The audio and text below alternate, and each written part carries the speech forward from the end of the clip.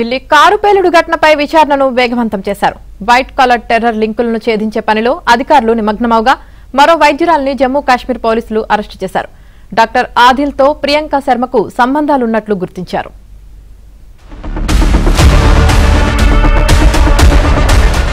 White collar terror modules ఇప్పుడు ఈ పేరు దేశవ్యాప్తంగా మారుమోగిపోతుంది. ఢిల్లీ కారులో పేలుడు తర్వాత దర్యాప్తు బృంద సభ్యులు విచారణను వేగవంతం చేశారు. జమ్మూ కాశ్మీర్లో డాక్టర్ ముజమ్మిల్ ను, ఫరీదాబాద్ డాక్టర్ షాహీన్ సాహిద్, డాక్టర్ ఆదిల్ అహ్మద్ వెనుకున్న వైట్ కాలర్ టెర్రరిజంపై ఇంటెలిజెన్స్ అధికారులు ఫోకస్ పెంచారు. ఈ నేపథ్యంలో జమ్మూ కాశ్మీర్లోని అనంతనాగ్లో హర్యానా వైద్యురాలు ప్రియాంక శర్మను పోలీసులు అరెస్ట్ చేశారు. ఆమె నుంచి సిమ్ కార్డుతో పాటు కీలక పత్రాలను స్వాధీనం చేసుకున్నారు. ప్రియాంక శర్మకు ఆదిల్ అహ్మద్ తో సంబంధాలు ఉన్నట్లు నిఘా వర్గాలు గుర్తించాయి. జమ్మూ కాశ్మీర్ కు చెందిన 200 మంది వైద్యులపై భద్రతా బలగాలు నిఘాను పెంచాయి. కాశ్మీర్ పోలీసులు అరెస్ట్ చేసిన వైద్యులకు ఉగ్రవాద సంస్థలైన జైషే మహమ్మద్, గజ్వత్ ఉల్ హింద్ తో సంబంధాలు ఉన్నాయి. ఈ క్రమంలో జమ్మూ కాశ్మీర్ కు చెందిన 200 మంది వైద్యులపై భద్రతా బలగాలు నిఘా పెంచాయి. ఇందులో అత్యధిక మంది కాన్పూర్, లక్నో, మీరట్, షాహీన్పూర్ ప్రాంతాల్లో ఎక్కువగా ఉన్నట్లు సమాచారం.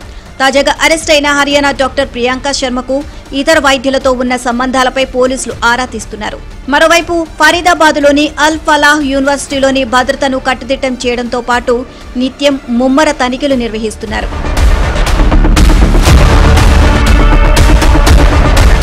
ఢిల్లీలో ఆత్మాహుతి దాడికి పాల్పడిన బాంబర్ డాక్టర్ ఉమర్ హర్యానాలోని నూహ్లో కొన్ని రోజులు ఉన్నట్లు గుర్తించారు.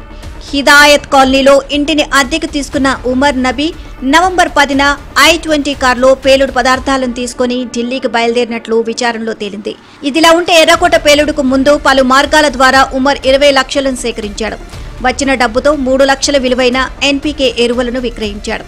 ఎరువులు విక్రయించిన వ్యాపారి దినేష్ ను పోలీసులు అరెస్ట్ చేశారు.